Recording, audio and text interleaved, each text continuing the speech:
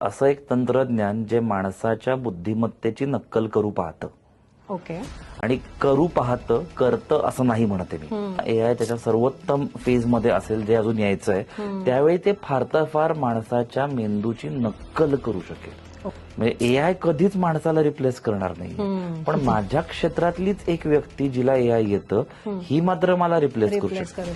सतत शिकत राहा हा उपदेश आपल्याकडे काही शेकडो वर्षांपासून आहे. मग त्याच्याबद्दल नवीन का? कारण मला आलेला इनर्शिया, मी आलेला रेझिस्टन्स आणि त्यावरनं आलेला आळस, आणि नवीन काहीतरी शिका म्हणजे कष्ट घ्या, आणि त्याच्याही पलीकडे नवीन काहीतरी शिका म्हणजे मी नापास होईन, ह्या ज्या भीती आहेत, ह्या मेन मनावरच्या भीती मोठ्या आहेत. तंत्रज्ञानाची अजिबात भीती नाही. मी माझ्या वडिलांना ज्या पद्धतीने शिकवलं त्याच पद्धतीने मी नाही शिकणार. मग बदलायचंय कोणी?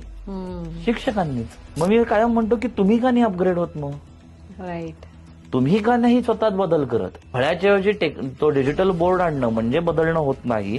तुमचं विचारसरणी का नाही बदलत?